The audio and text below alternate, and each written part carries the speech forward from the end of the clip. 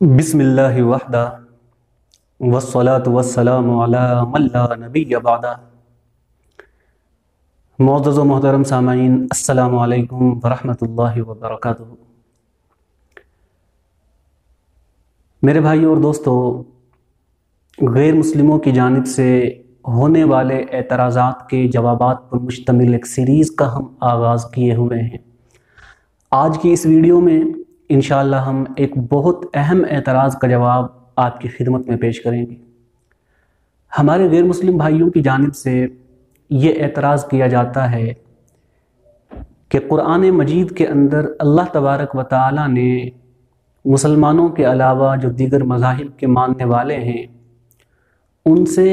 दोस्ताना ताल्लुकात रखने को मना फरमाया है, बल्कि उससे आगे बढ़कर उन्हें एक दूसरे का दुश्मन करार दिया है। अब ये कहते हैं कि ज़ाहिर है दुश्मनों के दरमियान नफ़रत पैदा होती है, जिससे एक दूसरे को नुकसान पहुंचाने के जज्बात परवान चढ़ते हैं। आज की इस वीडियो के अंदर हमें इसी चीज़ का जायज़ा लेना है कि कुरान मजीद के अंदर जो गैर मुस्लिमों के बारे में ये आया है कि वो तुम्हारे दोस्त नहीं हो सकते, इनको अपना दोस्त मत बनाओ, इसका मतलब क्या है। आया जिस तरीके से आज ये लोग इस लफ्ज़ को या इस तरह के जुमलों को इंटरप्रेट कर रहे हैं, ये सही है या गलत है। इस मामले के अंदर जो सबसे मेन आयत है, मेजर आयत जो है, वो सूरह मुम्तहिना की आयत नंबर 1, जिसमें अल्लाह तबारक व तआला ने फरमाया, या अय्युहल्लज़ीना आमनू ला तत्तखिज़ू अदुव्वी व अदुव्वकुम औलिया तुल्क़ूना इलैहिम बिलमवद्दा वक़द कफ़रू बिमा जाअकुम मिनल हक़। इस आयत में अल्लाह फरमा रहे हैं कि ए ईमान वालो, मेरे और अपने दुश्मनों को दोस्त मत बनाओ। तुम इनसे मोहब्बत की तरह डालते हो, हालांकि ये वो लोग हैं कि जो हक़ तुम्हारे पास आया है ये उसका इनकार किए बैठे हैं। इसी तरह सूरह निसा की एक आयत है जिसमें अल्लाह फरमाते हैं, या अय्युहल्लज़ीना आमनू ला तत्तखिज़ुल काफ़िरीना औलिया मिन दूनिल मुमिनीन। ए अहले ईमान,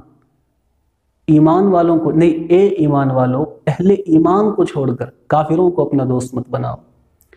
एक दूसरी आयत के अंदर अल्लाह तबारक व तआला ने ख़ास तौर पर यहूदियों और ईसाइयों को मेंशन करते हुए इरशाद फरमाया, या अय्युहल्लज़ीना आमनू ला तत्तखिज़ुल यहूद वन नसारा औलिया बाज़ुहुम औलिया बाज़ वमन यतवल्लहुम मिनकुम फ़इन्नहु मिनहुम।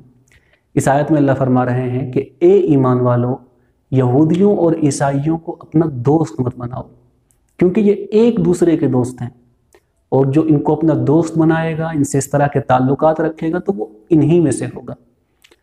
मेरे भाइयों और दोस्तों, इसके अलावा भी दीगर बहुत सी आयतें हैं, चूँकि वीडियो हमें मुख्तसर रखनी है तो इसलिए बस मैं इन्हीं पर इत्तफा कर रहा हूँ। देखें, इन आयतों के अंदर जो लफ्ज़ बार बार इस्तेमाल हुआ है और इस तरह की अक्सर आयत के अंदर, वो है लफ्ज़ औलिया। अहले ईमान को कहा गया है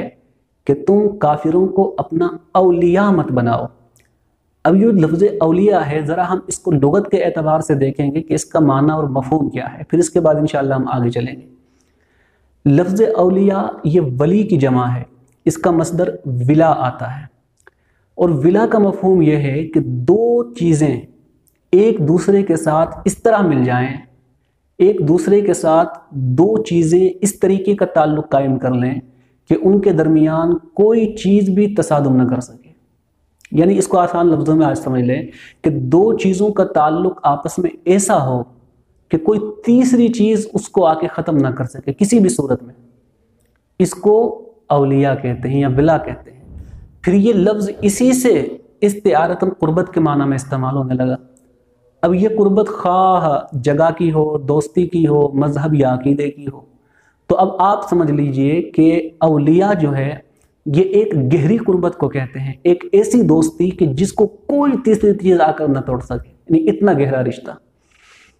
देखें, दो लफ्ज़ हैं, एक तो औलिया नहीं, एक तो वली और दूसरे मौला। ये दोनों के दोनों लफ्ज़ इंतहाई क़ुर्बत के माना में आते हैं, एक राज़दाराना ताल्लुक़ के माना में आते हैं। मिसाल के तौर पर आप देखें ना, लफ्ज़ मौला जो है ना, अरबी ज़बान में बहुत से लोगों पर इसका इतलाक़ होता है। जैसे आप देख लीजिए, मौला जो है इसका इतलाक़ मोहसिन के ऊपर भी होता है, यानी एहसान करने वाला। اسی طریقے سے آزاد کرنے والا، غلام کو آزاد کرنے والا، چچا کے معنی میں بھی یہ استعمال ہوتا ہے، قرابت داری کے معنی میں بھی یہ استعمال ہوتا ہے، جس پر احسان کیا جائے اس کے لیے بھی یہ لفظ استعمال ہوتا ہے، غلام کے لیے بھی یہ لفظ استعمال ہوتا ہے، یعنی بہت سارے اس کے علاوہ معنی لفظ مولا کے آتے ہیں، اور ان میں جو ہے نا یہ قربت کے معنی ہیں، یعنی آپ ان کے اندر جائیں گے تو یہ انتہائی قربت کے معنی اپنے اندر رکھتا ہے۔ علامہ ابن اثیر رحمۃ اللہ تعالی علیہ اپنی مایہ ناز تصنیف النہایہ کے اندر یہ لکھتے ہیں کہ لفظ مولا ذخیرہ احادیث میں اس طرح کے جو الفاظ ابھی میں نے آپ کے سامنے استعمال کیے نا جن لوگوں کے بارے میں، وہ فرماتے ہیں کہ ان کے بارے میں اکثر ان لوگوں کے بارے میں یہ لفظ احادیث میں استعمال ہوا ہے۔ اب یہ لفظ کہاں کون سا معنی دے رہا ہے یہ سیاق اور سباق کے اعتبار سے دیکھا جائے گا۔ اب میری پوری گفتگو کا لغت کے اعتبار سے جو خلاصہ ہے وہ یہ ہے کہ ولی، مولا، اولیاء یہ ایسی دوستی کے بارے میں یا ایسے تعلق کے بارے میں آتا ہے کہ جو اتنا گہرا ہو کہ کوئی تیسری چیز کسی بھی صورت میں آ کر اس کو کاٹ نہ سکے، چاہے وہ مذہب ہو، دین ہو، کسی بھی طرح کا کوئی تعلق تیسری چیز کے ساتھ جڑا ہوا ہو۔ تو مذہب اسلام جو ہے نا اس طرح کی قربت سے منع کرتا ہے۔ اولیاء کی تفسیر میں علامہ قرطبی رحمۃ اللہ تعالی علیہ نے تفسیر قرطبی کے اندر جو لکھا ہے، یہ میرے سامنے تفسیر قرطبی ہے، یہ جلد 5 صفحہ نمبر 532 ہے، 534، اس میں علامہ قرطبی رحمۃ اللہ تعالی علیہ لکھتے ہیں ای لا تجعلوا خاصتکم وبطانتکم منہم، فرمایا کافروں کو اپنا ولی یعنی بہت قریبی اور رازدار نہ بناؤ۔ قرآن مجید کے اندر جو یہ کہا ہے نا کافروں کو اولیاء مت بناؤ، یہ تمہارے ولی نہیں ہو سکتے، یعنی اولیاء کا معنی یہاں دوستی کا لیا ہے، تو یہ وہ دوستی ہے کہ جو کسی بھی صورت میں نہ ٹوٹ سکے۔ اصل میں سورہ ممتحنہ کی آیت کا جو شان نزول ہے نا اس کے اوپر اگر بندہ تھوڑی سی نظر دوڑا لے کہ آخر یہ آیت نازل کیوں ہوئی تھی تو یہ تمام کا تمام معاملہ کھل کر سامنے آ جاتا ہے۔ ہوا یہ تھا کہ ایک صحابی نے مسلمانوں کے جنگی راز کو اپنی کسی مجبوری کی وجہ سے کافروں تک پہنچا دیے تھے، یہ ایک تفصیلی واقعہ ہے۔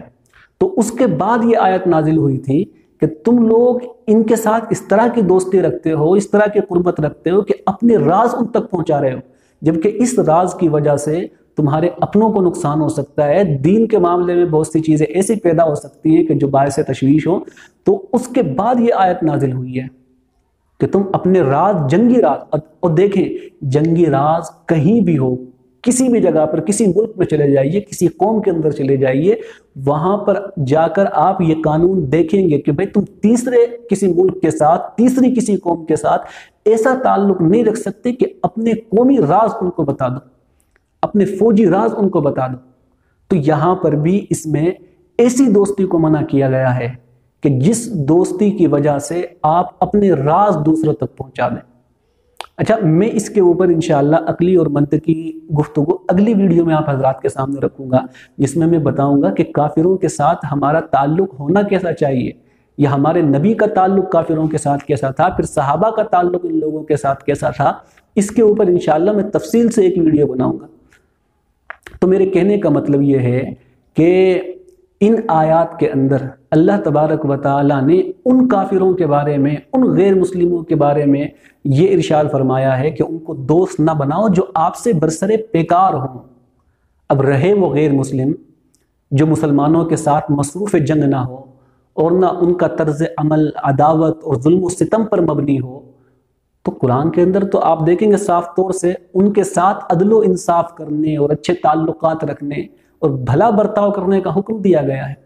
اچھا، جس صورت کے اندر یہ کہا ہے نا یا ایھا الذین آمنوا لا تتخذوا عدوی وعدوکم اولیاء تلقون الیہم بالمودہ، کہ تم میرے دشمنوں کو اور اپنے دشمنوں کو دوست مت بناؤ، اسی صورت کے اندر آگے چل کر اللہ تبارک و تعالیٰ فرماتے ہیں انما ینہاکم اللہ عن الذین قاتلوکم فی الدین واخرجوکم من دیارکم وظاہروا علی اخراجکم ان تولوہم ومن یتولہم فاولئک هم الظالمون۔ اللہ فرماتا ہے کہ اللہ تبارک و تعالیٰ تمہیں ان لوگوں سے دوستی کرنے کو منع فرماتا ہے کہ جنہوں نے تم سے تمہارے دین میں جنگ کی ہے، تم سے تمہارے دین کے اندر لڑائی کی ہے، تم پر جنگ کو مسلط کیا ہے۔ اللہ تبارک و تعالیٰ دوستی سے ان لوگوں سے روکتا ہے جنہوں نے تمہیں تمہارے گھروں سے نکالا ہے، تمہیں اللہ تبارک و تعالیٰ ان لوگوں کے ساتھ دوستی سے روکتا ہے کہ جنہوں نے تمہارے گھروں سے نکالنے میں لوگوں کی مدد کی ہے۔ اگر تم ان لوگوں کے ساتھ دوستی کرو گے کہ جنہوں نے تمہارے اوپر ظلم کیا، تمہارے اس وجہ سے تمہارے اوپر جنگ مسلط کی کہ تم نے دین اسلام کو قبول فرمایا ہے، اگر تم ان لوگوں کے ساتھ دوستی کرو گے تو اس وقت تم جو ہے نا کہ نام ان لوگوں میں سے ہوں گے نا، ظالم ہوں گے۔ رہی وہ بات جو عام غیر مسلم ہیں، ان کے ساتھ عدل و انصاف کا معاملہ قائم ہونا چاہیے، ان کے ساتھ دوستی ہو بھی سکتی ہے، اور خود ہمارے نبی حضرت محمد عربی صلی اللہ علیہ وسلم کی پوری زندگی کو آپ اٹھا کر دیکھ لیں، آپ کو اس طرح کا کوئی معاملہ نہیں ملے گا۔ عام غیر مسلموں کے ساتھ تعلقات رکھنا جائز ہے، اور یہ تعلقات کس نوعیت کے ہونے چاہیے اور کس نوعیت کے رہے ہیں، انشاءاللہ ہم تفصیل کے ساتھ اپنی اگلی ویڈیوز میں آپ حضرات کے سامنے یہ بات رکھیں گے، کیونکہ یہ ایسا اعتراض ہے کہ جو آج کل بہت زیادہ اٹھایا جاتا ہے،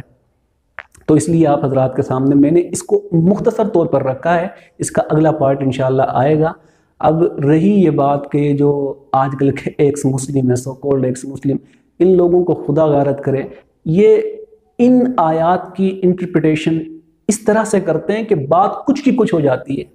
یعنی دو کمیونٹی کے درمیان میں نفرت پیدا کر کے اپنا الو سیدھا کرنے کے چکر میں یہ لوگ اس بات کو بھول چکے ہیں کہ اسی معاشرے کے اندر